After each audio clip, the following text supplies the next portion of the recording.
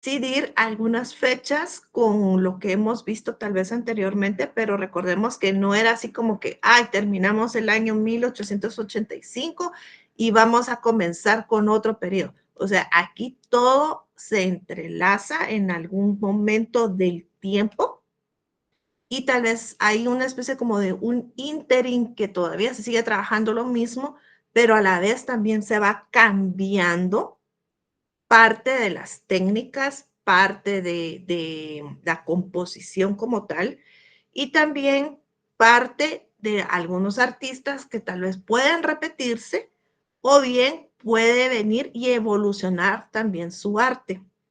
Pensemos que cuando ustedes eran recién ingresados a la Facultad de Arquitectura, pues entonces ustedes sabían hacer su rotulado tal vez muy simple, muy como su letra de todavía de básicos o de bachillerato, ¿verdad?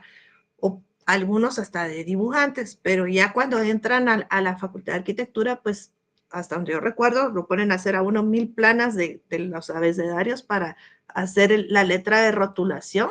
Y hoy en día ustedes no tienen la misma letra que tenían cuando entraron a la universidad, ¿verdad?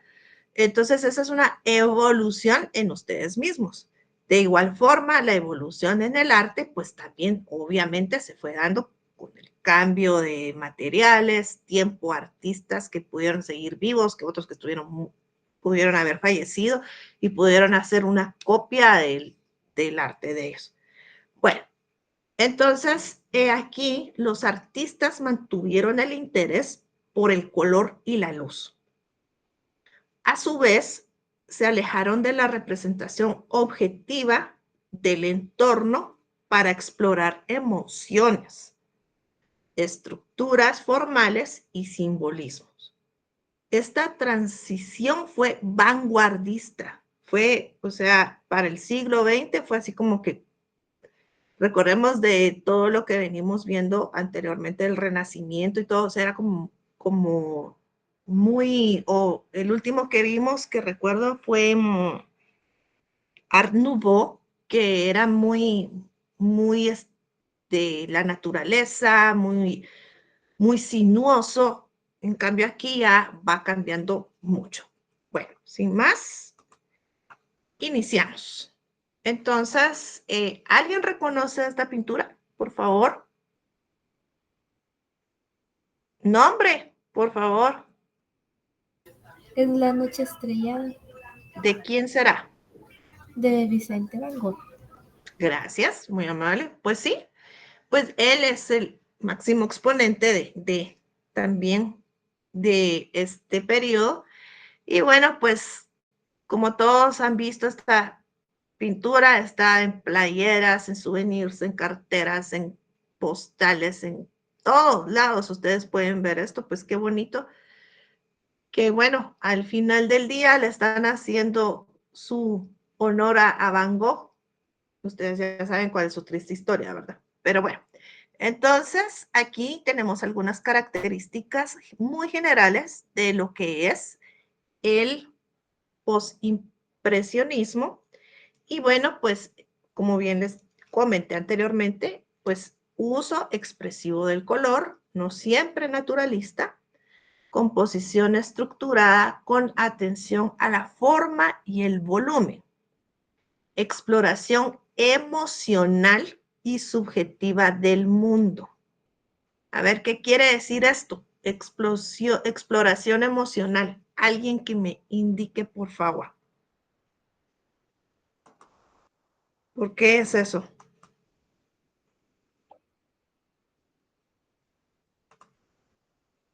Jóvenes.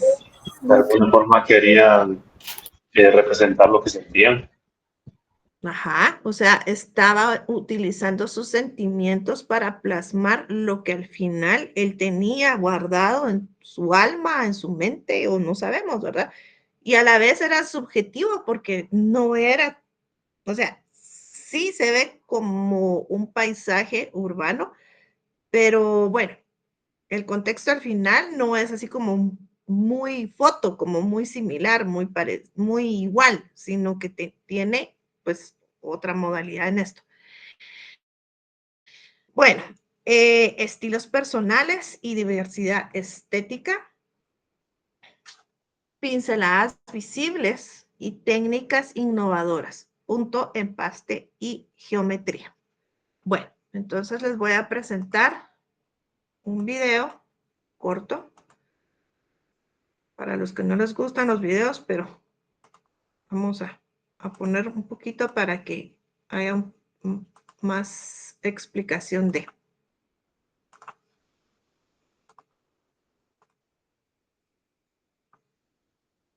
En el video anterior hablamos de la primera etapa de los antecedentes de las vanguardias modernas del siglo XX, el impresionismo. Ahora vamos a hablar de la segunda de estas tres corrientes, el postimpresionismo. Estamos a finales del siglo XIX. El postimpresionismo es la siguiente generación de artistas de vanguardia que construyeron sobre los avances de los impresionistas, pero se preocuparon más por representar ideas universales. Van Gogh, Gauguin, Cézanne, Cézanne, todos eran familiares con el impresionismo, pero no estaban satisfechos. Lo encontraban estático y desgastado, en un punto vacío. En cambio, querían transmitir en su arte algo más sustancial, trascender ese momento fugaz que capturaban los impresionistas y no necesariamente transferir la realidad a sus obras. Esta generación de artistas se caracteriza por tener cada uno estilos muy distintos, y en realidad ellos no se autoproclamaban postimpresionistas, sino que ese nombre se los dio décadas después el crítico e historiador de arte Roger Fry. Veamos sus 4 representantes más importantes. El más famoso de ellos probablemente sea Vincent Van Gogh. Una de las primeras cosas que notamos es que sus obras son casi táctiles o tridimensionales. En su arte encontramos fuertes emociones y pasiones. Las figuras distorsionadas, los colores contrastantes, la textura, todo evoca la pura expresión de sus sentimientos. No estamos ante solo lo que él veía, sino qué sentía cuando lo veía. Van Gogh influenció el expresionismo y el fauvismo. Paul Gauguin basaba su método en la búsqueda de la pura sensación. No reproducía lo que veía superficialmente, sino que transmitía su respuesta emocional ante una escena. Gauguin introduce un cambio radical. No pintaba de la naturaleza, sino mayormente de su imaginación. En esta obra, La visión del sermón, podemos ver 2 registros, abajo lo real y arriba lo imaginario, todo unido por ese rojo vibrante, que muchos teorizaron sobre qué significa en realidad, y bien podría ser el rojo de la pasión religiosa de las mujeres escuchando el sermón. El color aplicado de esta forma simbólica es una característica de sus obras. Eventualmente, Gauguin se fue a vivir a la Polinesia para ponerse en contacto con lo que él llamaba la vida primitiva y librarse de la carga de la civilización. Allí produce algunas de sus obras más conocidas.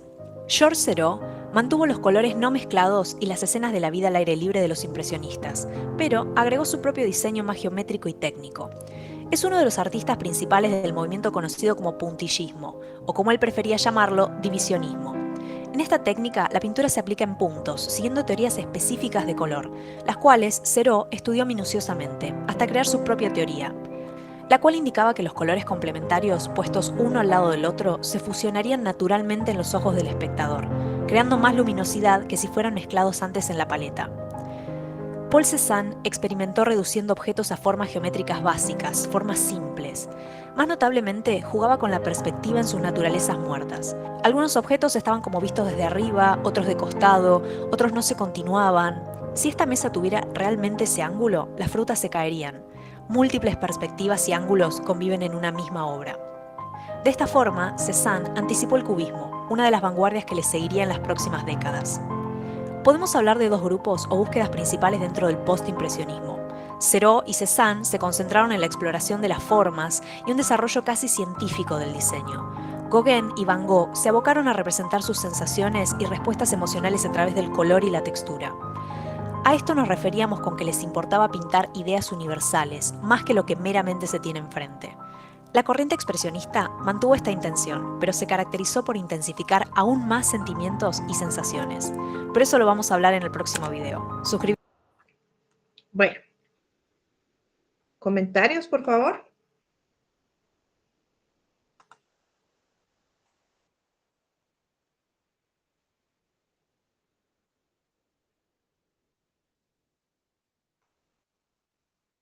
Jóvenes,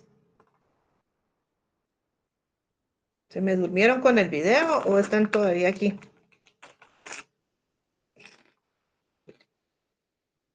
Pues me siento algo mal, pero yo solo conocía a Van Gogh. Tristemente. hay mucha historia. Atrás de muchas obras hay mucha historia. Gracias, Débora. Bueno, ni que no quieren hablar. Antonio Eduardo Batres, por favor, ¿algún comentario del video? Algo que apunté es que Jorge Seurat hizo la teoría del puntillismo y Paul Cézanne anticipó el cubismo. Muy bien. Recordemos que el puntillismo lo vimos en la clase anterior, pero como les dije al inicio, pues todo se mezcla y las temporalidades pues van casi que traslapándose, ¿verdad? Bueno, vamos a Brandon Smiler Palacios. Comentarios, por favor.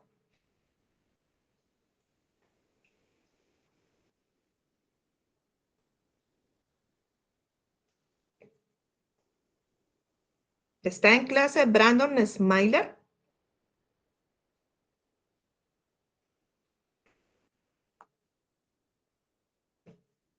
Bueno, no está. Entonces, ¿qué está haciendo aquí? Nada más su nombre no está en clase. Vamos a ver.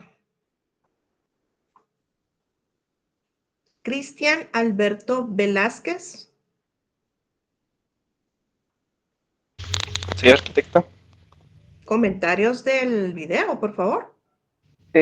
Así como tanto Van Gogh como Gauguin, sus pinturas se enfocaban más que nada en expresar sentimientos que sentían al momento de hacer las pinturas. Así es. Que tenían en ese momento. Ajá. Bueno, ok, jóvenes, entonces continuamos. Como siempre, clasificamos, ¿verdad? Entonces, de 1885 a 1895 está el primer periodo que busca una estructura y emoción en la pintura. Hay predominio de artistas como Cézanne, Gauguin y Van Gogh. Les voy a encargar que por favor pongan atención a los nombres de los artistas, porque puede ser pregunta de examen, jóvenes. Se los estoy diciendo desde ahorita y qué fue lo que hicieron. Entonces, pilas ahí, por favor, sus anotaciones, porque puede que sea una serie solo de esto. Entonces, se lo estoy anticipando. 1896, 1910, segundo periodo. Tendencia hacia el simbolismo, la síntesis, forma y la simplificación de figuras, abriendo pasos a movimientos como el fusivo y el expresionismo. Bueno, posimpresionismo, primer periodo, 1885-1895. Tenemos La noche estrellada de Van Gogh. Esto es óleo sobre lienzo. Pues la obra traduce la experiencia interior de un paisaje nocturno a una visión expresionista cargada con movimiento y espiritualidad. Las formas curvas del cielo evocan una energía cósmica que transforma el entorno natural en una escena visionaria. La pincelada impetuosa, el contraste cromático, y el dinamismo celeste otorgan a la pintura una fuerza emocional trascendente. Entonces, aquí podemos observar cómo él, pues, como bien dijo el compañero, pues cómo lo sentía en ese momento. Y como se los comenté yo a ustedes en la clase pasada, pues Van Gogh tenía tal vez algún tipo de problema mental y bueno, pues de alguna forma él observaba así, ¿verdad? Entonces, y lo que sentía, tal vez tenía, como les dije, migrañas. No sé si alguien ha padecido migrañas, pero es una cosa terrible que no podés ni siquiera recibir luz de ningún dispositivo, menos luz del sol. Los ruidos muy fuertes hacen que la cabeza casi siente uno que se le estalla. Entonces es probable que él padeciera algo como esto, ¿verdad? Pues bueno, La noche estrellada de Vincent Van Gogh. Aquí tenemos otro representante, Paul Cézanne, con La montaña de Santa Victoria. Esto sigue siendo óleo sobre tela y pues se dan cuenta, hay muchas formas casi geométricas y la pincelada pues es estructurada y con una paleta de colores cálidos. Aquí Cézanne estructura el paisaje con una lógica constructiva que descompone la naturaleza en planos geométricos. La montaña se convierte en un eje de estabilidad visual enmarcado por una atmósfera de claridad estructural.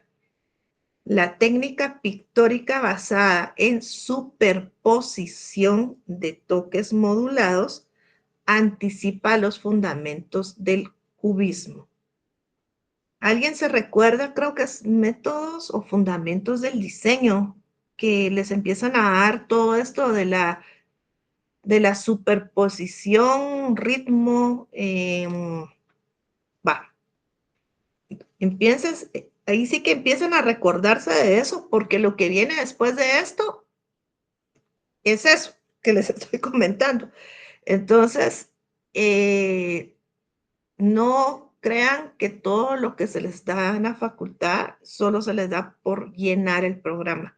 Es parte de un todo, es como un engranaje, todo va entrelazado, unido y hay un por qué y un para qué, por favor. Bueno, continuamos. Pues esto lo pusieron ahí en el video, es de Gauguin, o Gauguin, no sé cómo, Gauguin dicen por ahí, ¿verdad? La visión después del sermón. Pues esto es óleo sobre lienzo y bueno, la obra presenta una ruptura con el naturalismo, de lo que hemos venido viendo anteriormente, ¿se recuerdan del naturalismo? Pues aquí es un uso simbólico del color y una composición antinatural. La escena religiosa se funde con lo cotidiano en un espacio bidimensional, dominando el rojo. Definitivamente aquí lo que nos llama atención es el rojo, ¿verdad? Es lo que nos impacta y da emoción al fondo de lo que está sucediendo. Pues aquí el artista transforma la visión mística de imagen plástica, acentuando lo espiritual a través del primitivismo estético. Pues esta es la visión después del sermón. Yo veo como que se están... Aquí dicen, mujeres bretonas imaginan la lucha de Jacob con el ángel. Me imagino que es algún pasaje de la Biblia, más seguro. Bueno, aquí tenemos el dormitorio de Arles.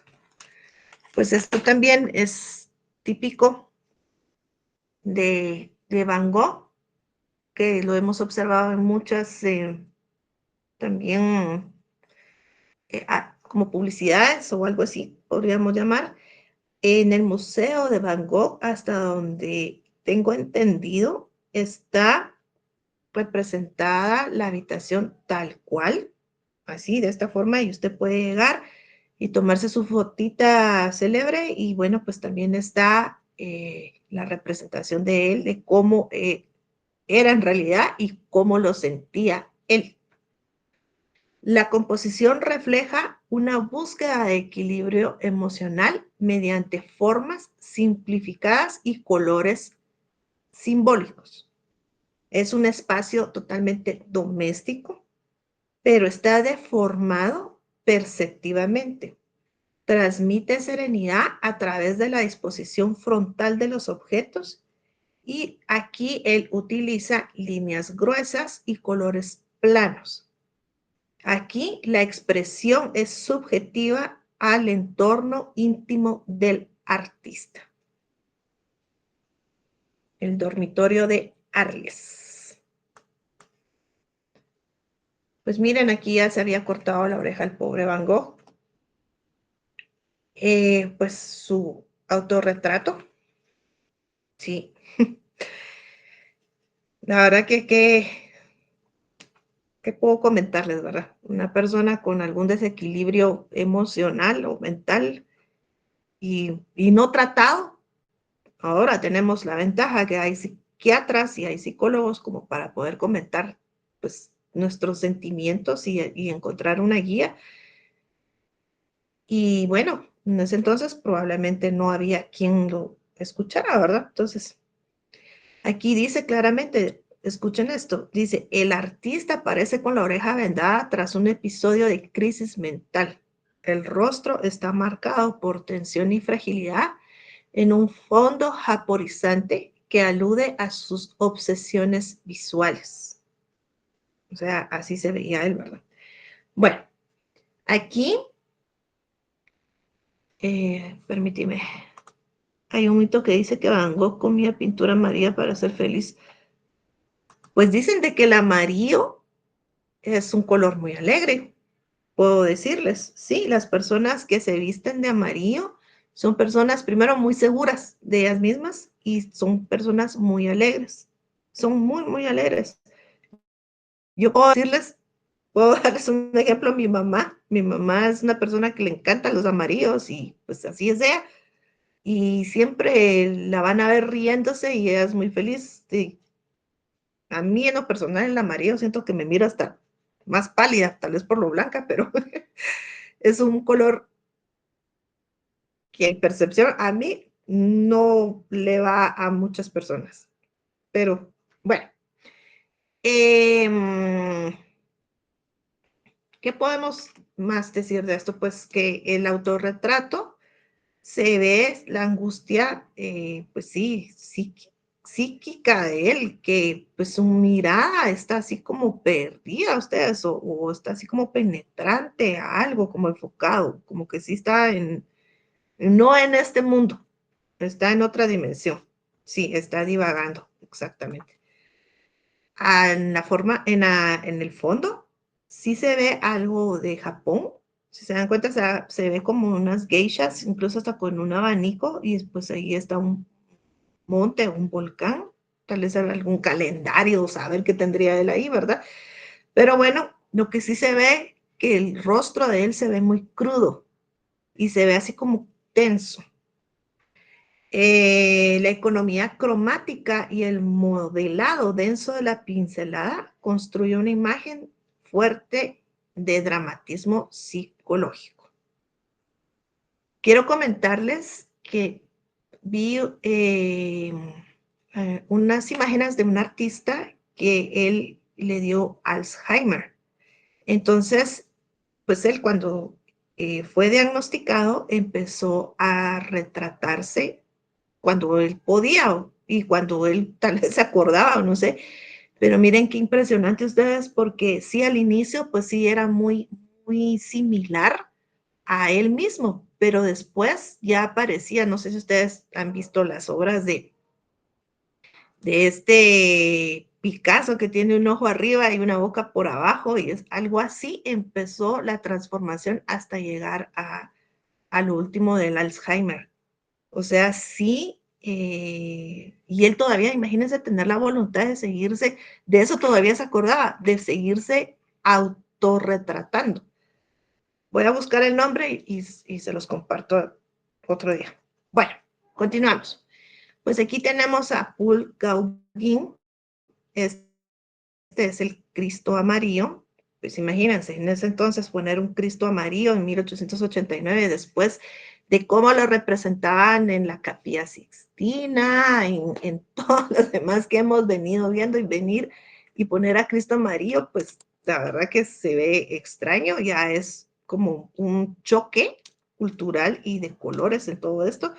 Pues bueno, aquí lo que él necesita eh, comentar de su obra, perdón, pues está en un entorno rural y pues aquí se está fusionando lo religioso con lo terrenal, ¿verdad?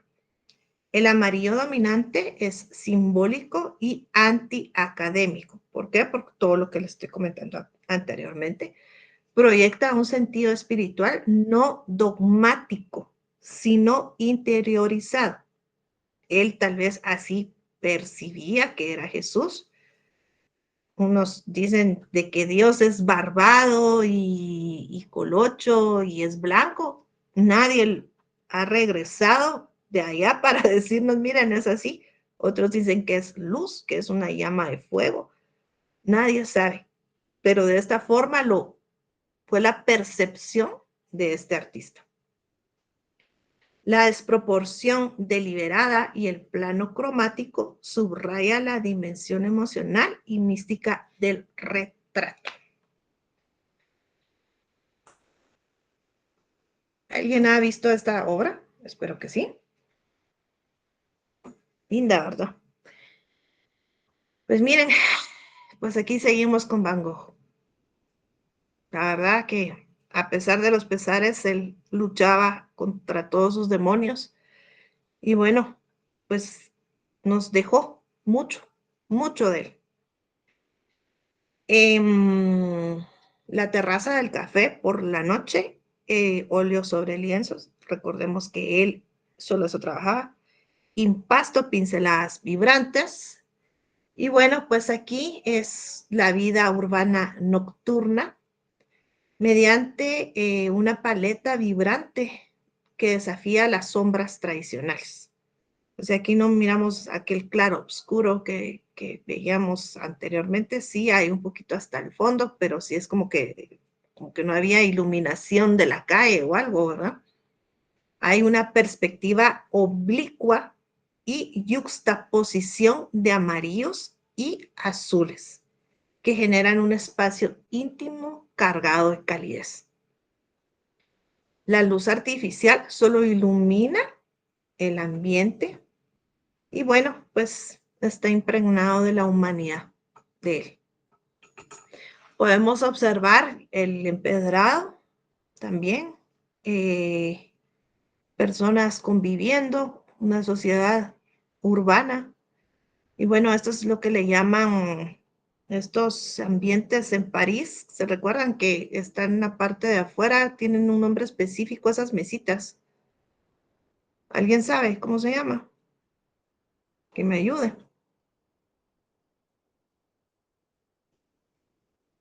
No, yo tampoco me acuerdo.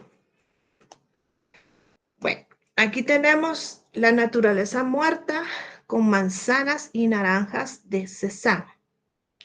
Aquí vemos, ¿alguien ha observado los bodegones? Pues esto es un bodegón, se le puede llamar así, con naturaleza muerta que se transforma en un estudio estructural del espacio y el volumen a través del color. Las frutas se modelan con planos de color superpuestos, rompiendo con la perspectiva renacentista tradicional. Y bueno, pues el autor explora la permanencia de los objetos a través de la estabilidad de las formas y su armonía visual. Bueno, pues aquí podemos ver que hay una pincelada plana y estructuración geométrica. Óleo sobre lienzo. Bueno, pues ahora pasamos al postimpresionismo. Ya sé cómo se llama, perdón. Bistro. Esto es un bistro, jóvenes. Ya, es que no me acordaba de la palabra, pero es bistro. Cuando ustedes, creo, antes en 4 grados norte había de estas mesitas así, y pues ya el servicio llegaba a su mesa, y pues eso es muy tradicional. París, en Italia, pues eso se llama bistro. Postimpresionismo, segundo periodo, 1896-1910. Bueno, pues aquí continuamos con Van Gogh. Van Gogh. Esta es la noche estrellada sobre el río Ródano. Pues continuamos con el cielo brillante y se está reflejando sobre el agua. Hay 2 personas acá abajo, pues caminando en esta penumbra que se observa. Y bueno, pues aquí hay una noche emocionalmente intensificada, ¿verdad? Porque él tal vez veía las estrellas así bien, bien brillantes, o a lo mejor como ahora con la luz eléctrica y el alumbrado no lo llegamos a apreciar como tal. Tal vez recuerden que como ahí no estaba todavía la luz como tal, entonces se podía lograr percibir. Si alguien ha tenido la oportunidad de ir al bosque o algún área donde no hay, pues, humanos, sin más que uno, pues se ve, me imagino, ajá, se ven las estrellas muy cerca.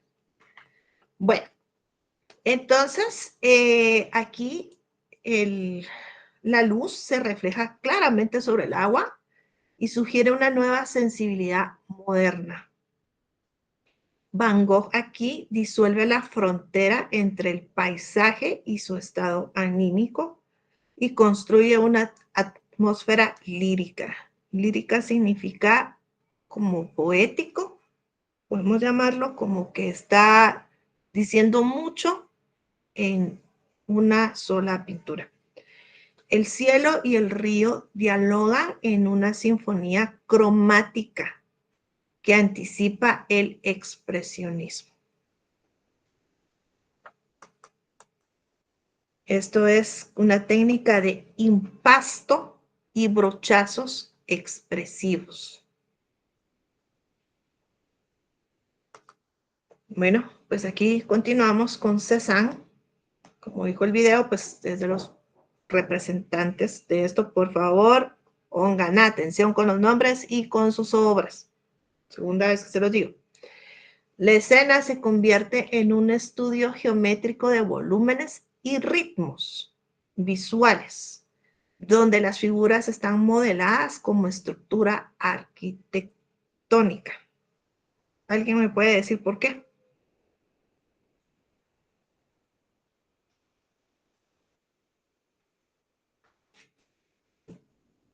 Por el uso de figuras geométricas.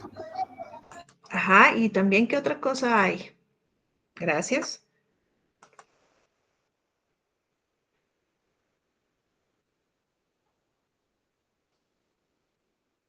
Tal vez no es visualmente muy perceptible, pero yo siento que hay como una especie como de jerarquía o algo, tal vez con los sombreros también.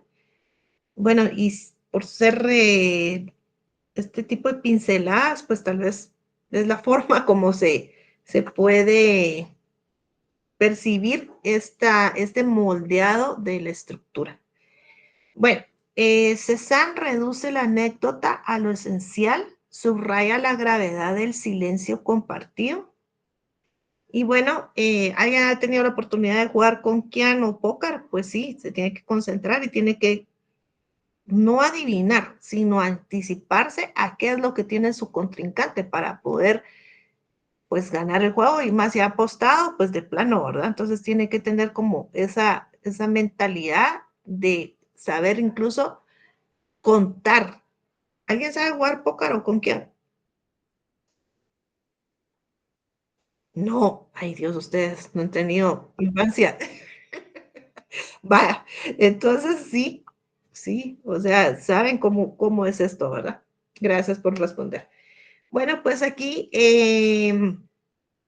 ya se empieza a poner en manifiesto la descomposición formal del cubismo, porque ya empiezan esas formas como muy así, muy cuadradas, muy cortadas. Ya vamos para ese punto. Bueno, aquí hay algo bien interesante. A ver, alguien que me diga a dónde se fue Paul Gauguin o Gauguin. ¿A qué lugar se fue para irse de la civilización? A las Islas Polinesias, aquí. Muy bien, gracias, así es. Pues aquí está muy claro. El título es este: ¿de dónde venimos? ¿Qué somos? ¿Y a dónde vamos? Ese fue el título que le puso a esto. Hay mucha referencia de lo que es sus preguntas. Aquí hay un dios, me imagino, o deidad de ellos, la vida rural de estos personajes, y aquí veo yo personas con vestimentas que es probable que son de donde él venía, ¿verdad? Y al final, ¿quiénes somos? Es una interrogante muy interna. O sea, ¿quién soy yo como persona? ¿A dónde voy de aquí del día 23 de junio del 2025 para el 23 de junio del 2035? O sea, todas esas interrogantes, como yo como persona me las hago en mi cabeza y tengo un plan para llegar bien o mal a ese 2035. ¿Estoy caminando hacia lo correcto o estoy haciendo todo lo contrario para no llegar al 2035? Eso pregúntenselo ustedes también. Bueno, este mural pues condensa la cosmovisión del autor mediante una narrativa no lineal y cargada de alegorías existenciales. El uso del plano y los contornos marcados revelan una búsqueda de la espiritualidad fuera de Occidente. Recordemos que él se fue, agarró sus chivas y se fue para la Polinesia. Dijo, bueno, ya me aburrí de todo esto, pues agarro nueva vida, nuevo país, nuevo todo, y aquí hago vida. Entonces, miren qué bonito. La obra se impone como testamento pictórico con una meditación visual sobre el sentido de la vida. Óleo sobre lienzo, 1897. Aquí seguimos otra vez, regresamos como a lo que vimos de la anterior de Cézanne, solo que aquí ya si perciben, o sea, se ve aún como un poblado y al final sí está la montaña. Hay algunos rasgos de este poblado, de los techos, de las casitas, y sí, obviamente se ve la montaña, pero así como hacen los niños que medio cierran los ojos, que entre cierran y abren los ojos, traten de ver esto y van a percibir que sí se ve claramente las casitas que están ahí plasmadas. Pues bueno, el motivo se convierte para investigar la estructura del paisaje mediante planos cromáticos entrelazados. Aquí él organiza el espacio como una arquitectura sensible que se construye con la mirada. Se trata de la contemplación racional del mundo natural y es un puente entre el impresionismo y la abstracción. Pincelada corta, estructura geométrica, Cézanne. Aquí tenemos también de Cézanne la mujer con la cafetera. Pues miren, pues es bastante geométrica también, aunque sí se puede notar pues algunos rasgos de la persona, de su rostro, de su vestimenta y de los artículos regulares que a diario tenemos o utilizamos. Aquí se puede observar una figura sólida y contenida que emerge con monumentalidad, casi escultórica. Revela el interés del artista por la permanencia y el equilibrio. El tratamiento del color y la forma acentúan la densidad psicológica del retrato. En el estudio silencioso de la presencia humana traducida en términos plásticos y estructurales. Pues saber que habrá representado ella en su vida y pues él lo plasmó. Recordemos de que todo esto era sentimiento y de esa forma era como él la recordó y tal vez la plasmó de esta forma, de aquí en su obra. Aquí tenemos La serpiente de Paul Ransom. Bueno, pues aquí podemos observar un simbolismo decorativo que funde elementos orientales. Sí, aquí vemos, ¿alguien se recuerda si vieron arte chino o arte japonés? Pues sí, sí se ve como muy de esa área, como del lado más para... Sí, yo sí lo veo. Bueno, hay vegetales y hay un solo plano ornamental. La línea curva y el arabesco actúan como un vehículo espiritual más allá de lo narrativo. Aquí se sintetiza lo oculto y lo sensual en una imagen que vibra entre lo religioso y lo esotérico. Recordemos que algunas religiones probablemente adoran a las serpientes. De igual forma acá, miren, hay como un águila, algo, aquí hay una como cobra. Pues bueno, esto es representativo. La verdad, hay mucha diferencia entre esto y esto. Miren, o sea, aquí es otra técnica, otro estilo totalmente, y aquí él sí ya se salió totalmente de los márgenes que veníamos trabajando, observando, perdón. Bueno, aquí vamos a entrar a otro tema, jóvenes. Aquí quiero que por favor sí sean así como que muy, ¿cómo podría decirles? O sea, todo lo que hemos venido viendo anteriormente, pues aquí vamos a tener que dar así como una pauta, por decirle así, y ya vamos a ver algo mucho más moderno, mucho más, tal vez, con menos de todo lo que hemos visto anteriormente, de todas estas formas que eran muy, hasta cierto punto, reales. Pues aquí ya vamos a empezar a ver lo que es ya lo más simple y lo más, ¿cómo sería la palabra? Como la abstracción de la forma como tal. Entonces, bueno, aquí este nuevo tema se llama suprematismo. Este es un movimiento artístico altamente vanguardista. Esto sí está fuera de todo lo que hemos visto. Esto surgió en Rusia en 1915. Fue fundado por Casimir Malevich. Él fue el fundador, Casimir Malevich. Su nombre refleja la idea de la supremacía de la pura sensibilidad artística sobre la representación del mundo natural. Se centra en formas geométricas básicas, como los cuadrados, círculos y líneas. También la utilización de colores primarios, eliminando cualquier vínculo con la realidad extrema. ¿Me expliqué en esto que les acabo de decir? Va. Solo Ashley comprendió de los 50 y no sé cuántos hay aquí. Ah, va, perfecto. Bueno, entonces, pues esto es el suprematismo. Como bien dice, pues es la abstracción total y el rechazo absoluto de la representación figurativa.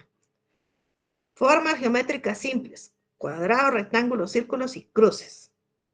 Colores puros, uso de colores primarios, blanco y negro. En algunos casos se utilizan los colores primarios. Énfasis espiritual. El arte como vehículo de experiencias trascendentales. Composición flotante, elementos sin gravedad, sin perspectiva tradicional. Economía visual, reducción extrema de formas y elementos visuales.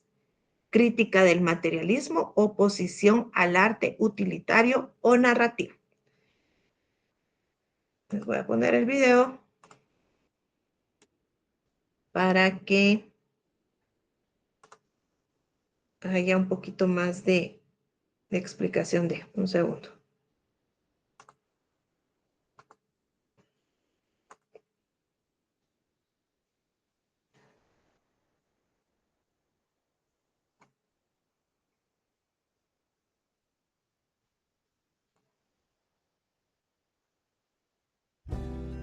En 1915, paralelamente a la aparición del constructivismo, surge en Rusia el suprematismo, un movimiento que se enmarca dentro de la abstracción geométrica al igual que el de Style, alejado de la figuración, es decir, de la representación de figuras reales o imaginarias, ya que este movimiento principalmente buscaba un arte no descriptivo, un universo sin objetos y sin indicio visual posible.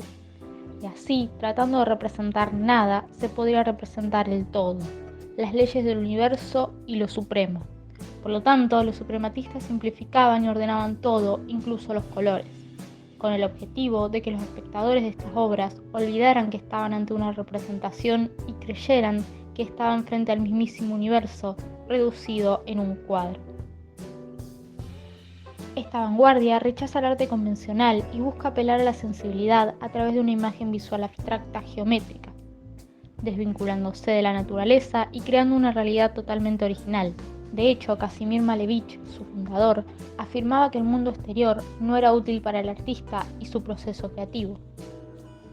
Es así que las principales características de este movimiento se encuentran en el predominio de fondos neutros, principalmente de color blanco, la abstracción de las formas, utilizando principalmente cuadrados, triángulos, círculos y cruces, que buscaban plasmar armonías sencillas y sensaciones de movimiento y velocidad, al mismo tiempo que empleaban colores planos contrastantes.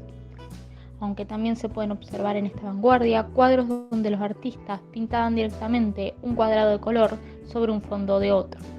Y si bien compartían la misma filosofía del Style, las diferencias están marcadas en la distribución de los elementos en la obra, ya que mientras el Style pretendía reflejar el universo y sus leyes mediante el orden y fundamentalmente las líneas, el suprematismo encauzaba la misma búsqueda incorporando más formas geométricas y más anarquismo, para también poder plasmar el movimiento del universo y sus leyes.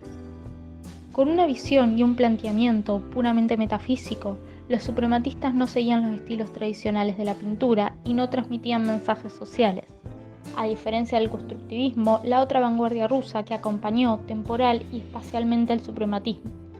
Por lo que en una coyuntura de plena revolución, donde lo que se ponía en juego era el cambio de un sistema zarista imperial hacia el socialismo, el pueblo de Rusia dejó esta vanguardia un poco de lado y eligió el constructivismo como la impronta visual de la nación que estaban creando.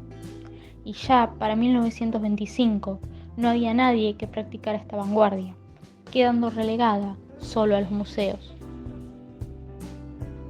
Si el video te gustó o te sirvió... Bueno, comentarios, por favor.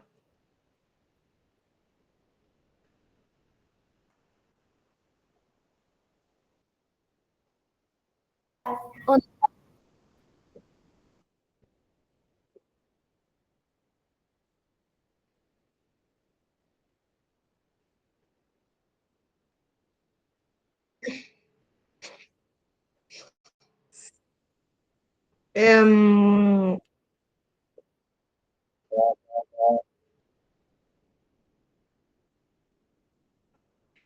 sí, tal vez no, mira, es algo de la naturaleza. Sí, mira, pues es subjetivo, ¿verdad? Como tal, apreciar el arte, pues en sus formas y en colores y la extracción de, pues esto te lleva a ciertos puntos. Quería comentarles que, bueno, ahorita voy a darles más ejemplos, pero creo que ¿en qué diseño van ustedes ahorita? ¿Tres o cuatro? ¿O van revueltos? ¿Cómo es la cosa? No sé, la verdad, ¿cómo van con los diseños? Por favor, alguien que me diga. Ah, va, en el 2. ¿Y alguien que vaya más arribita al 2, por favor? 3, va. Gracias, gracias. Pues miren, no sé si ustedes han observado los trabajos de diseño 6, que lo da el arquitecto Aníbal Leiva y el arquitecto Manuel Arriola. ¿De casualidad ustedes han logrado ver esto? ¿No? o el 5, o el diseño 5, pues bueno, van a llegar, porque tienen que llegar, si no, no estuvieran aquí sacando este curso, muchachos. Entonces, tienen que llegar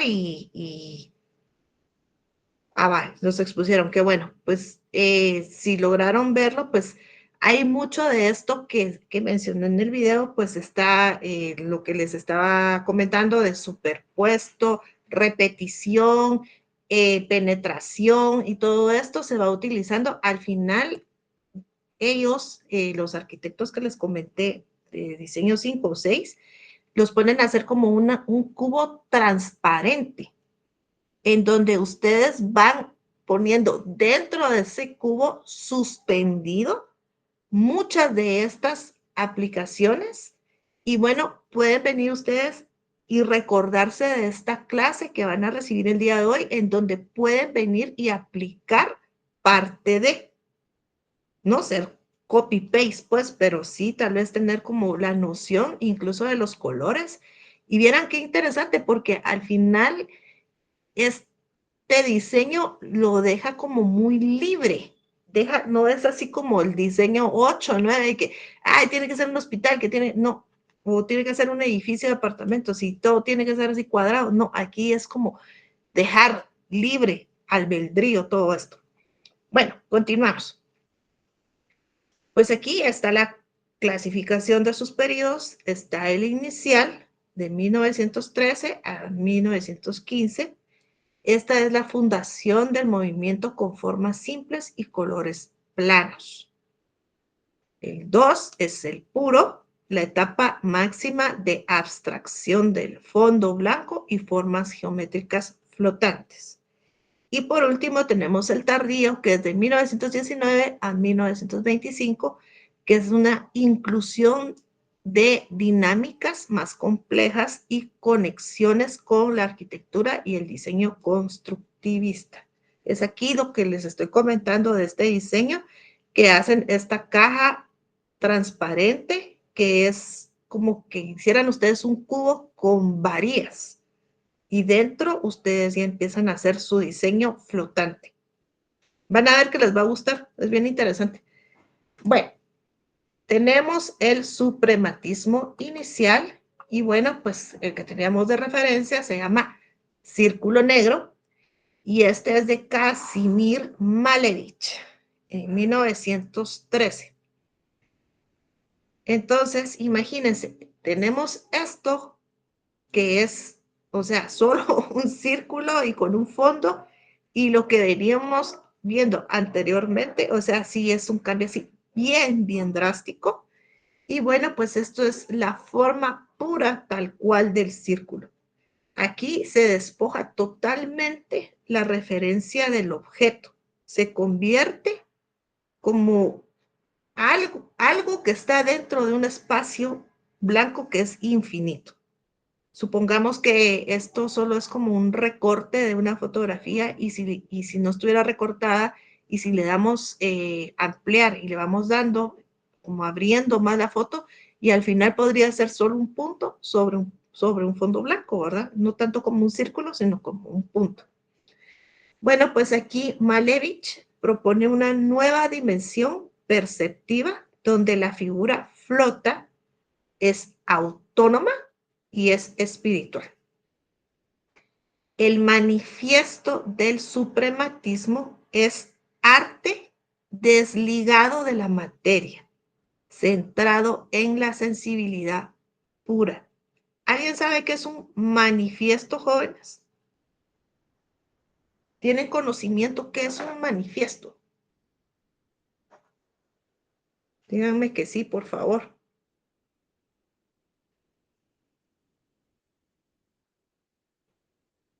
A ver, dime, Juan Diego, por favor.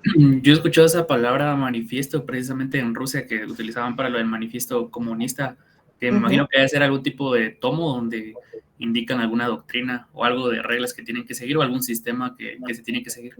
Así es eso, precisamente. Muchas gracias. Sí, pues sí, es una doctrina o es el propósito o programa. Recordemos que esto es netamente Rusia, ¿verdad? Entonces, O sea, los rusos, recordemos la mentalidad de ellos y cómo quisieron hacer muchos cambios, pues sí, se dio hasta en el arte también. Continuamos. Cuadrado rojo, pintura realista de una campesina en 2 dimensiones. Yo lo veo, si ustedes lo ven, pues en buena hora, la verdad es difícil comprender este tipo de arte, ¿verdad? Entonces, seguimos con Casimir Malevich. También podemos mencionar algo interesante. Recordemos que el color del comunismo es rojo, ¿verdad? Entonces es probable que ahí hay ciertas pinceladas de lo que ellos querían dar a explicar y no podían tal vez escribirlo por temor o algo, o era su forma muy, muy de ellos de expresarse. Bueno, pues el título es paradójico, enfatiza la ruptura con la mimesis tradicional y afirma de una realidad pictórica. Este cuadro rojo se impone como símbolo abstracto, condensa la esencia revolucionaria del arte. La obra transita de lo figurativo a lo conceptual. Bueno, pues es vanguardista, sí, sí lo es. Esto ya está más, como con más movimiento, ¿verdad? Ya lo vemos, ya no está tan simple como un círculo o un cuadrado, sino que ya hay más movimiento, hay ritmo, hay superposición, pues está interesante. No lo veo mal, me agrada, la verdad. Esto es de Ivan Kliun. Esto es dinámico en su composición y se construye mediante relaciones precisas entre sus formas geométricas, que a la vez están suspendidas en un vacío inmaterial. Kliun traduce los principios suprematistas a una gramática visual propia y clara economía formal. Este es un ensayo, visual sobre la tensión entre estructura, equilibrio y abstracción. Composición suprematista. Óleo sobre lienzo. Pues bueno, pues si había un cuadrado rojo y un círculo negro, pues aquí tenemos un cuadrado blanco sobre fondo blanco. Seguimos con Malevich, que esta es su técnica. Pues está en óleo. Y bueno, aquí lo que hay es monocromía, ¿sí?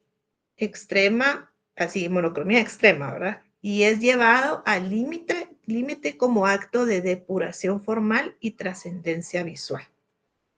Hay un leve contraste, sí, de texturas y dirección del trazo que hace visible lo imperceptible. ¿Qué quiere decir esto? Que es la vibración del espíritu. Es una radical negación del objeto que propone la experiencia estética como contemplación del vacío. Pues no sé si ustedes tienen esta capacidad de poner su mente en blanco y descansar la mente de muchos pensamientos buenos, no muy buenos y tal vez recurrentes. Si tienen esa capacidad de poner su mente en blanco, pues observando este cuadro, pues podría ayudarlos también a llegar a ese punto y dejar descansar la mente. ¿Alguien logra hacer eso? En lo personal, trato para también que el pobre cerebro descanse y no puedo. Yo no puedo. A ver, Anderson, tú levantaste la mano. Yo, Arqui, yo sí lo puedo hacer. Sí, lo puedes lograr. Pues qué bueno. Sí, Pues eso sí. es, ¿sabes qué es eso? Ha oído, Ujú. no sé si mis compañeros, pero no sé si ha oído la frase de que a veces, bueno, para las mujeres les cuesta entender cuando a un hombre les dice que nos preguntan qué estábamos pensando y nosotros les decimos, nada, es eso. Entonces Logramos poner contestarle a nuestra tu mente en novia, blanco. cuando sea así, decirle, pues estoy pensando en Malevich, en uno de sus cuadros. Cabal, eso voy a hacer. Dime, Luz María, por favor. Tal vez podría ser cuando uno se acaba de levantar y se queda como viendo o pensando, saber qué cosa, viendo solo la chancla, ¿va? Podría ser. O la pared probable. Miren, en serio, si ustedes lo logran hacer, pues enhorabuena. Créanme que yo trato y admiro a estas personas porque yo empiezo en mi cabeza a hacer un montón de listas de todo lo que tengo que hacer. Suponete en el caso que acaba de decir la compañera, yo me despierto y empiezo a organizar mi día de qué es todo lo que tengo que hacer. Entonces, y en la noche todo lo que hice y todo lo que dejé pendiente. Entonces, sí, créanme, no lo logro, pero este punto de dejar, sí, la mente en blanco es cuando uno medita y bueno, los que practican yoga, pues hay un momento de la meditación ya al final del ejercicio en que bueno, ya solo su espíritu empieza como a recibir la energía y clausurar y cerrar totalmente la mente de cualquier pensamiento. Bueno, es probable que en algún momento, pues el autor, pues llegó a este punto de que necesitaba plasmar. Es mi opinión sobre esto. Bueno, aquí ya vamos al suprematismo puro. Y bueno, teníamos el cuadro blanco, pues ahora tenemos el cuadro negro sobre fondo blanco. Bueno, esto es un icono de la abstracción. Créanme que cuando yo empecé a ver el tema sí me costó, pero continuamos, veámoslo como un buen punto. Bueno, esta es el icono de la abstracción absoluta que señala la emancipación definitiva del arte con respecto a su representación. El negro está suspendido sobre el blanco y se manifiesta como forma sin objeto, condensando una visión que no es un cuadro, sino es un acto de fe en el poder autónomo de la forma. Bueno, espérenme. Voy a presentar el video.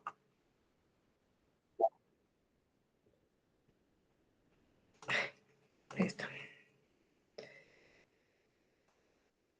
Vamos a entender un poquito al autor de lo que estamos hablando y ahí vamos a terminar. Mande. Ajá. Ah, no creo.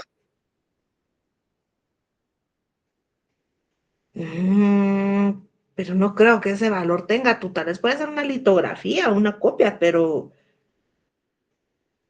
a ver, ¿quién está hablando? Es que mejor hablen muchos porque estoy tratando de poner el video. A ver, Anderson, ¿qué pasó? No, que si no será de Temu, tal vez. Ah, probable. Pero sí, de todo hay ustedes. Miren, recordemos que esto es muy fácil como de falsificar también, ¿verdad? Entonces, eso cualquiera que tenga témperas, óleos o una fotocopiadora, pues lo hace, ¿verdad? Entonces, pero bueno, entendamos un poquito de Casimir Malevich, por favor. Casimir Malevich fue el máximo representante del suprematismo, una de las principales corrientes defensoras de la abstracción geométrica en la Rusia del primer tercio del siglo XX. Tenía como objetivo la búsqueda de la supremacía de la sensibilidad pura en el arte, es decir, la máxima expresión en el arte. Se convirtió en el principal representante de la abstracción pictórica y situó a Rusia en el primer lugar del movimiento moderno. El suprematismo se presentaba como un movimiento que no tiene límites y que intenta ser representado a través de formas planas y coloreadas, sea una referencia del mundo real. Para Malevich, el blanco debía transmitir una idea de realidad, el negro los efectos que ejerce sobre la sensibilidad del artista y el rojo el color en general. Esta reducción de colores permitió la creación de un código universal paralelo a la realidad, que llegaba a ser entendido por todo tipo de público, independientemente de su nivel cultural, edad o lugar de procedencia. Empezó trabajando con obras caracterizadas por el periodo cubo-futurista. Presentaban un cierto parecido con las obras de Leyer, solo que éstas se diferenciaban por el colorido. Asistió a clases de pintura en Kiev desde 1904 y en Moscú en 1910 Mikhail Larinov le invitó a participar en la exposición Sota de Diamantes. Durante estos años, el arte de Malevich fue evolucionando desde una estética próxima al postimpresionismo hacia el cubismo y más tarde hacia el futurismo. En 1913 inicia su etapa de obra suprematista, la cual le haría culminar como artista, pero también marcaría una evolución en todo el movimiento artístico del siglo XX. El cuadro que diferenció este antes y después fue expuesto en 1915 en Petrogrado. Fue la última exposición futurista celebrada en ese lugar. Consiste en un cuadrado negro sobre un fondo blanco, lo llamó cuadrado negro sobre fondo blanco. Desde ese momento su arte se centró en la representación de figuras geométricas, entre las que predominaba el cuadrado sobre un fondo blanco. Durante el año siguiente trabajó junto a otros artistas en la revista Supremos, pero antes de que se llegase a publicar fue llamado a filas. En 1919 aceptó un puesto de profesor en la Escuela de Arte de Vitebsk, que dirigía Marc Chagall, y se hizo con la dirección del centro durante una ausencia de este. Durante los años siguientes, Malevich se centró en la docencia, en sus escritos sobre arte y en la creación del grupo Unovis, los heraldos del nuevo arte. El trabajo del instituto se expuso primero en Rusia y después en otros países como Alemania, donde visitó la Bauhaus. Los cuadros de este se hicieron más complejos conforme entraban en la fase denominada suprematismo dinámico. Las formas geométricas se multiplicaron, combinándolas de diferentes maneras posibles. Entre ellas predominaban las líneas diagonales y las disposiciones de elementos de apariencia inestable. Tras los periodos negro y coloreado, Malevich inaugura el llamado blanco sobre blanco, conocido por el cuadro cuadrado blanco sobre fondo blanco, expuesto en 1919 en el Museo de Arte Moderno de Nueva York. Al final de su vida regresó a la figuración. Por lo tanto, hacemos una recopilación de toda su carrera artística y destacamos las obras de Cuadro negro sobre fondo blanco, Blanco sobre blanco y El afilador de cuchillos. Bueno, por favor, algún comentario, jóvenes.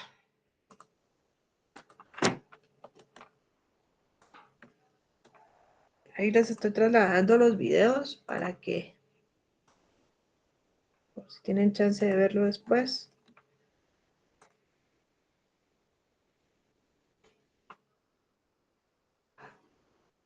Por favor, necesito opiniones de lo que estamos viendo, porque sí, yo sé que el tema está así como bien complejo, pero sí necesito. Sí, dime, Pamela, por favor. Justo ahorita con los ejemplos que muestra, ya al final estaba viendo que probablemente mediante la exploración y el jugar con tanta forma, porque pues esto que estamos viendo ahorita es como sus inicios, pero ya la última, el que se llamaba el afilador de cuchillos, pude darme cuenta que era una composición un poco más rica geométricamente, tenía como más dinamismo y más color, entonces probablemente sí, seguimos viendo las mismas formas, mismos colores, pero yo siento que probablemente con la experimentación logró llegar a algo quizás sí, a un abstracto, pero un poco más rico visualmente. Muy bien, gracias, gracias. Sí, ahorita estamos viendo como los primeros trabajos de él, ¿verdad? Hay otros trabajos que son ya más, como comenté al inicio, ya va evolucionando y bueno, hay artistas que sí tomaron sus formas geométricas, pero ya empezaron lo vamos a ver aquí adelantito, pues ya a variar. Continuamos, entonces gracias por tu comentario. ¿Alguien más, por favor? Por favor, Luz María.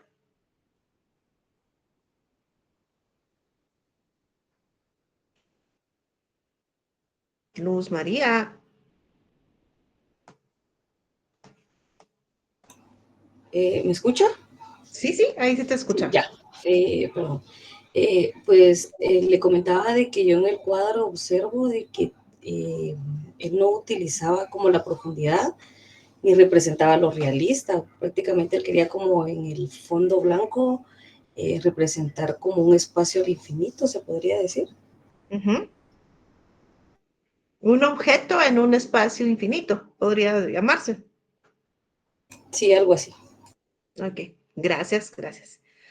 Bueno, miren, pues de aquí para adelante, pues ya ustedes, los que están investigando ya se van a dar cuenta de cómo va cambiando, pues mucho del arte. Y no sé si alguien conoce a este artista que se llama Polak. se llama Jackson Pollock.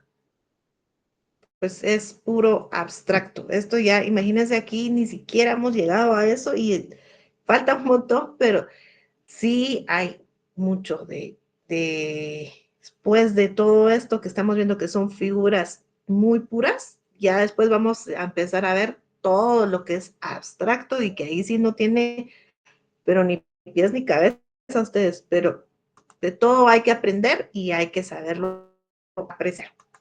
Bueno, aquí tenemos pues otra obra de Malevich. Esta se llama Avión en vuelo y pues se puede observar que se va desplazando hacia una experiencia visual. Ya no estamos viendo el cuadrado o el círculo como tal, sino que ya da esta sensación como de vuelo y la relación ya es más dinámica entre las formas geométricas. Aquí ya él va renunciando a su mímesis para afirmar la autonomía del arte. Se erige como emblema de suprematismo. Hay energía, velocidad y abstracción.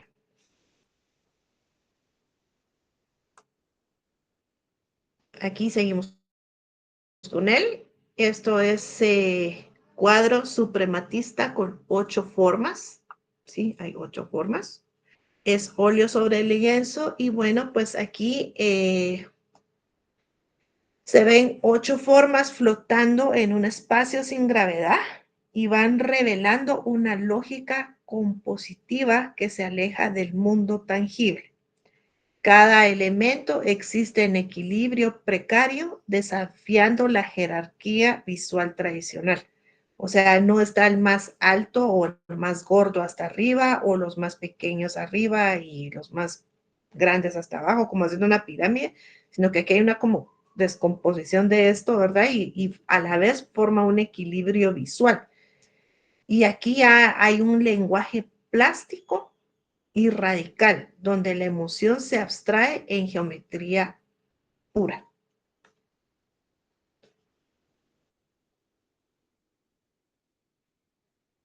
No es por nada, pero de todos este es el que más me gustó. Lo siento así como más. Sí, lo siento por ser tan sincera, pero sí. Tal vez por los colores o no sé, pero o las formas, porque percibo como que esto que está aquí es como cóncavo. Lo siento, como que trató de dar esa forma, pero se ve interesante, ¿verdad? Bueno, pues esto es de Iván Puni y esta es una superposición de polígonos en esta composición. Y bueno, él tiene una cinética visual mediante el juego rítmico de figuras que parecen desplazarse de un plano pictórico. Aquí, pues ya se ve muy, muy moderno. Recordemos que estamos hablando de 1917, entonces, imagínense, estamos hablando más de 100 años, pues, de esto, y para haber creado algo como tal, en esa época está muy adelantado, jóvenes. Esto sí está súper adelantado, al igual que las otras obras, o sea, no hay que bajarles de nivel, pero sí, o sea, está muy adelantado a la época. Como hizo mención el compañero, bueno, pues ahora en el MoMA pusieron un banano pegado con cinta adhesiva, pues eso no sé si llamarle arte o no, pero aquí estábamos en una época en donde veníamos del naturalismo, veníamos del impresionismo, entonces estaba como muy adelantado a. El movimiento se conceptualiza con estructura y bueno, va más allá de la representación física.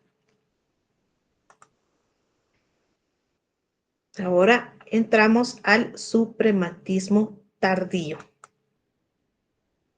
Pues miren, esto ya se ve así más interesante, ya tiene así como más composición, ya está más con más formas. Bueno, estos son planos y líneas, así se llama, composición suprematismo con planos y líneas, es de Ilya Chansnik. Pues aquí no sé si es hombre o mujer, pues aquí explora la tensión entre la línea y el plano, generando una estructura abierta donde la forma sugiere la expansión. Hay un enfoque arquitectónico, adelanta los principios constructivistas y bueno, la obra está en un espacio que trasciende lo bidimensional. Ya aquí la utilización de un fondo azul con líneas rojas y blancas ya no es tan, y también hay grises y celestes, pues aquí ya va cambiando, ¿verdad? Y también los materiales que se utilizó es tinta y acuarela sobre papel. Entonces ya es una técnica mixta, ya no se está utilizando tan como lo anterior, que era óleo. Esto es de El Lesitsky. Esto leí un poco referente a este autor, me llamó la atención, porque recordemos que estamos hablando que estamos en Rusia, y bueno, él quiso representar como el pueblo ruso o la guerra que ellos estaban viviendo como un cuadrado rojo que destruye a la monarquía de ese entonces.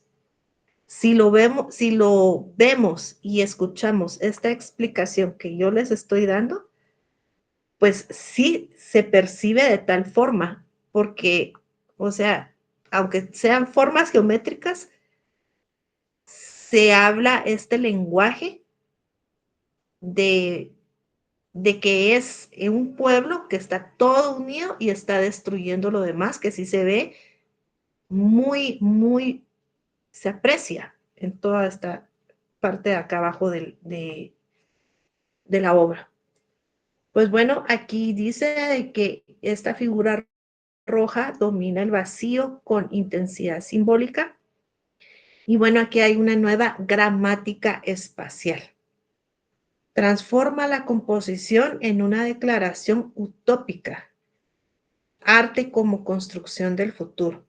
La obra es un manifiesto visual del pensamiento revolucionario traducido en términos abstractos. ¿Se ve o no se ve lo que les acabo de comentar, jóvenes? Espero que sí. Aunque sea con deditos. Gracias. Gracias. Bueno, continuamos. Esta es la composición arquitectónica suprematista. Esto es de Nikolai Suetin. También es tinta sobre papel de 1923. Y bueno, pues la obra fusiona el pensamiento plástico y el diseño tridimensional anticipado al paso del arte al objeto utilitario. Aquí se proyecta un lenguaje suprematista hacia lo funcional, donde no existen fronteras entre el arte y la arquitectura. Si ustedes utilizan esta parte del cerebro del por qué ustedes son arquitectos, si lo ven desde como que fuera una planta, como que esto fuera la planta de algún conjunto, imagínense qué bonito sería como tirar líneas para hacer una sección o algo, ¿cómo se lo imaginaría cada uno? Imagínense qué interesante.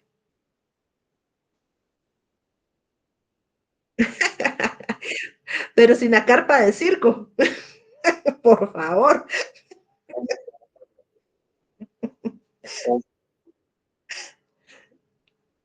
Así es, pero, o sea, yo lo que quiero es de que ustedes lo logren visualizar, o sea, si yo tiro mis líneas proyectadas, ¿cómo lo podría? Fíjense que eso podría ser hasta una pregunta de examen, fíjense, jóvenes. Se me está ocurriendo ahorita. Porque estamos estudiando arquitectura y estamos estudiando arte. Y esto a la vez está íntimamente involucrado. Entonces, y ahí sí no habría chance de que ustedes pues vayan a copiar el diseño del otro, porque ustedes lo están pensando como el que está a la par, pues, en ningún momento. Yo le puedo poner incluso ventanería, puedo poner que el módulo azul está sostenido por pilares o no sé, o está a nivel cero, no sé, cosas como esas, pero miren qué interesante, o sea, y si lo ven desde del lado sur, del lado norte, del lado donde ustedes lo visualicen, se van a dar cuenta que va a haber una variedad de proyectos, no va a ser siempre igual. Bueno, pues aquí hay un pensamiento plástico, hay un diseño tridimensional y bueno, pues, ¿qué más les puedo decir? Es un plano pictórico que se convierte en esquema ideológico de un nuevo orden material. Bueno, jóvenes, ya nos falta poquito. Esto es el neoplasticismo. Y bueno, el neoplasticismo es, también se le llama de Stijl. Fue un movimiento artístico en los Países Bajos. Ya salimos de Rusia, aquí ya no estamos otra vez, ya no estamos en esa área, estamos en los Países Bajos y esto es de 1917. Fue fundado por Theo van Doesburg. Se centra en la búsqueda de una estética universal basada en la armonía, la abstracción geométrica y la pureza de las formas. Utiliza líneas rectas, colores primarios, rojo, azul y amarillo. Y los no colores, blanco, negro y gris, para lograr una expresión plástica pura, libre de toda figuración o emoción personal. ¿Quieren que les repita lo que acabo de leer? ¿Sí? Va. Voy otra vez. El neoplasticismo o de Stijl fue un movimiento artístico nacido en los Países Bajos en 1917, fundado por Theo van Doesburg. Se centra en la búsqueda de una estética universal basada en la armonía, la abstracción y pureza de las formas. Utiliza líneas rectas, colores primarios, rojo, azul y amarillo, y los no colores, blanco, negro y gris, para lograr una expresión plástica pura, libre de toda figuración o emoción personal. Bueno, entonces, miren qué bonito. Este sí me gusta, sinceramente. Es muy, muy interesante.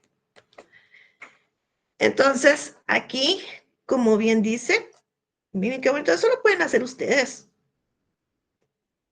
La verdad, es de que tengan mucha fe en ustedes mismos. Sí, sí, con rapidógrafos y sus colores estos, los Prismacolor. Ok, bueno, pues abstracción total. Elimina la representación figurativa. Uso exclusivo de líneas rectas, verticales y horizontales. Sí, sí las observo. Paleta limitada. O sea, aquí no podemos meter mezcolanza, sino que aquí solo los colores primarios y los no colores blanco, negro y gris. Composición equilibrada mediante relaciones matemáticas. ¿Por qué mate 1? ¿Por qué mate 2? Para algo sirve. Inspiración en ideales de orden, armonía y espiritualidad. rechazo a lo decorativo y anecdótico, influencia en arquitectura y diseño moderno. Ahorita les voy a poner, espérenme.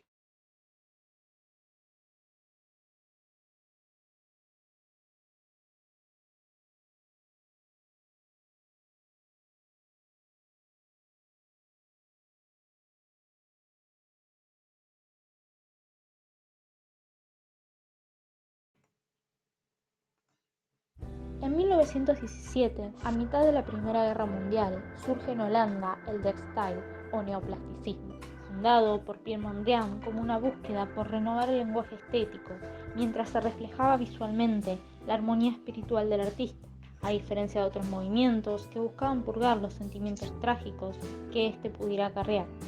Y es que a pesar de que este movimiento comenzó en el pináculo de la Primera Guerra Mundial, fue justamente sus horrores lo que hicieron que los artistas involucrados buscaran perspectivas equilibradas, ordenadas, optimistas, incluso alegres y menos trágicas, con un planteamiento racionalista opuesto al caos devastador de una guerra mundial.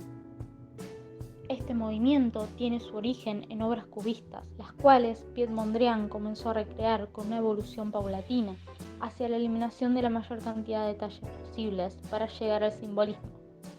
En los años posteriores, eliminó todo indicio de los elementos representativos y evolucionó del cubismo hacia una abstracción geométrica pura, buscando una expresión de la estructura matemática del universo y de la armonía universal de la naturaleza, en virtud de la cual las formas se iban reduciendo a líneas rectas, horizontales y verticales, y a los colores primarios para expresar la unidad de la naturaleza, que nos ofrece apariencias caprichosas y cambiantes, pero que sin embargo es de una regularidad absoluta, regida por las leyes universales que gobiernan la realidad visible, escondida por las apariencias externas de las cosas. En otras palabras, buscaban que muy poco simbolice lo absoluto. Es así que sus características más distintivas se encuentran en el fondo claro, sobre el que se representan líneas horizontales y verticales que muchas veces conforman formas geométricas de diversas proporciones, representando lo elemental para llegar a la esencia y eliminar lo superfluo, incluso en los colores al utilizarlos de forma plana, saturados y puros, sobre todo los primarios y el negro, con un marcado sentido del equilibrio logrado por la compensación de los elementos, pero nunca recurriendo a la simetría. Otras ramas artísticas donde impactó profundamente fue en la escultura, que buscaba plasmar lo visto en la pintura, donde a partir de bloques se aprecian formas geométricas, líneas horizontales y verticales que se cortan y se interrelacionan, buscando sensación de volumen cerrado, sin color y con mucha sencillez, característica que se desplazaría también al diseño y a la arquitectura.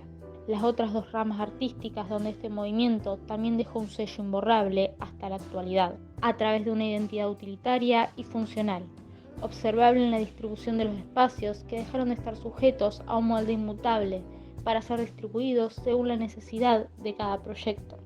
Al igual que la pintura, las características que este movimiento imprimió en la arquitectura fueron la economización de materiales, acentuando la ligereza de ambientes espaciosos y el desarrollo del proyecto en torno a los elementos de la construcción: la luz, la función, los materiales, el volumen, el tiempo, el espacio y el color, reivindicando la atracción gravitacional de la arquitectura a la pintura y viceversa. Un punto de quiebre del movimiento fue cuando en 1924 Mondrian, su fundador, rompe con el grupo a raíz de que éste acogiera las ideas de Van Doesburg sobre que las líneas diagonales son más esenciales y representativas de la naturaleza universal que las verticales y horizontales, dejando solo a Van Doesburg como líder del movimiento, lo que en 1932, con la muerte de este y sin una figura fuerte que aglutinara a los demás artistas, el movimiento se disuelve y llega a su fin. No sin antes haber concretado múltiples proyectos y ser una gran influencia para otras vanguardias como la escuela de Bauhaus o el constructivismo ruso. Bueno, opiniones, por favor, rápidamente, porque ya se está acabando el tiempo de clase. Dime, Pamela, por favor. Arquitecta, justo yo en un momento del semestre pasado estuve leyendo bastante sobre la Bauhaus y justo ahí se hablaba mucho de cómo este movimiento artístico tuvo influencia sobre ello, que incluso lo mutaron a diferentes disciplinas artísticas. Por ejemplo, crearon un ballet que se llama ballet triádrico, creo que es, y se basa básicamente en figuras puramente geométricas y el vestuario pues representa figuras geométricas y utiliza únicamente estos colores, sí, súper vivos. Creo que utilizan algunos otros en otros actos porque se compone de 3 actos, pero sí es como la composición en sí de la danza es figuras geométricas fluctuando en el espacio como se representan en las obras de arte del neoplasticismo. Interesante, muchas gracias, Pamela. Pues la verdad que no sabía esto, qué bonito. Pues miren ustedes, la verdad que todo tiene relación con, ¿verdad? Y qué bonito que sea arte con arte. Y si lo representaron de esta forma, pues interesante propuesta. Gracias, Pamela. ¿Alguien más que quiera aportar?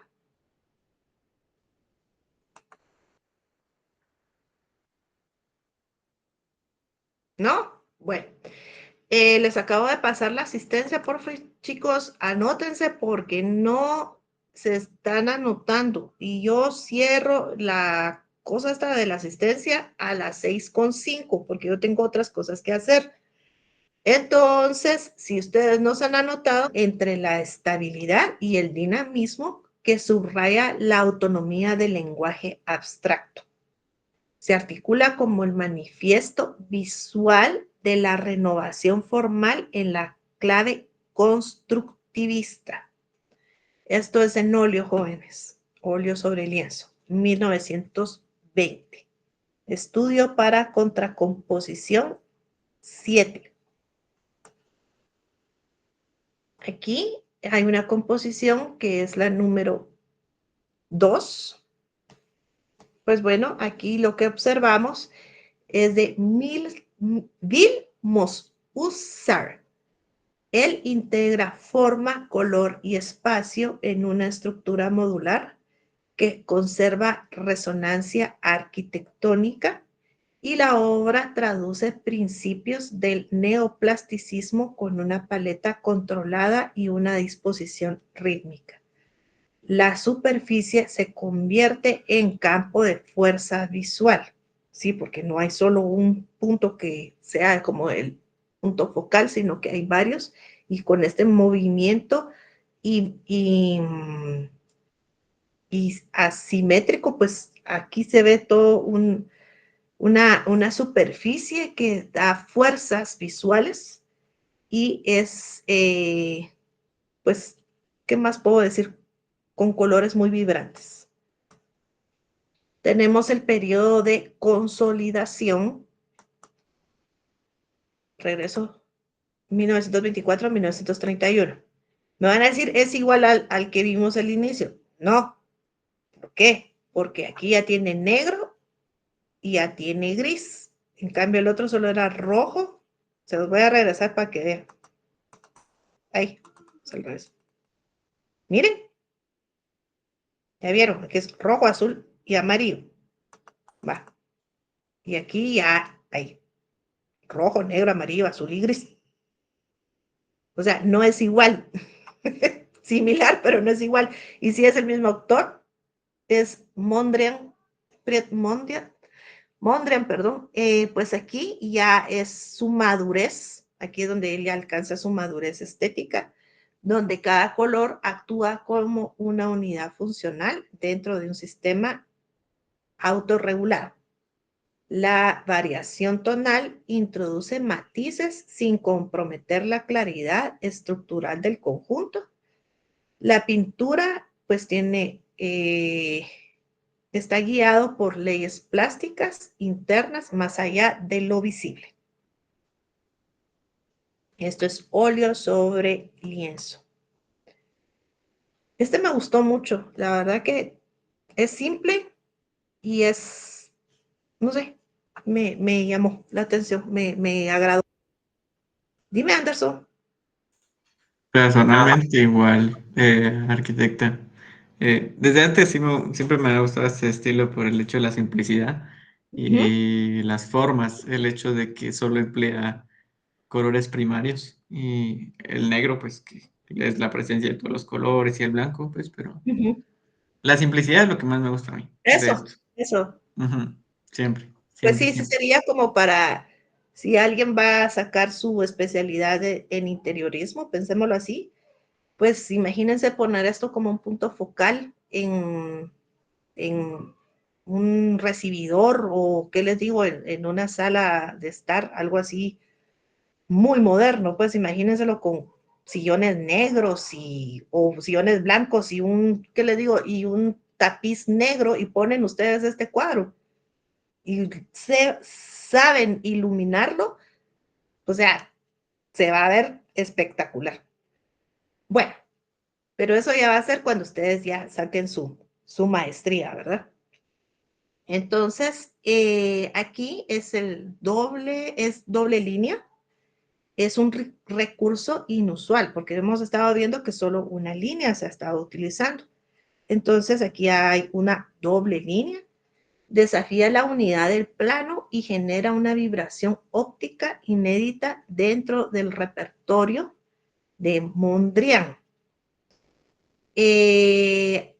Aquí sí hay una frontera entre el límite y el volumen, entre estructura y ritmo. La obra pues se va abriendo la posibilidad hacia una abstracción más dinámica. Y por último tenemos esta composición que es en rojo y gris y esta es de César Dómela. Pues aquí ya introduce la tridimensionalidad perpetual mediante el contraste entre planos cromáticos y la superficie texturizada. Su abstracción geométrica combina precisión constructiva con sensibilidad plástica. Es una formulación sintética del lenguaje moderno entre la pintura, tipografía y el diseño. Esto es óleo y collage sobre madera. Bueno, jóvenes, hasta aquí estamos con todo lo que vimos el día de hoy.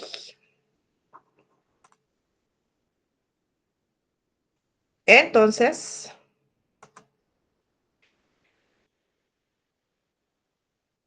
platiquemos del examen de mañana.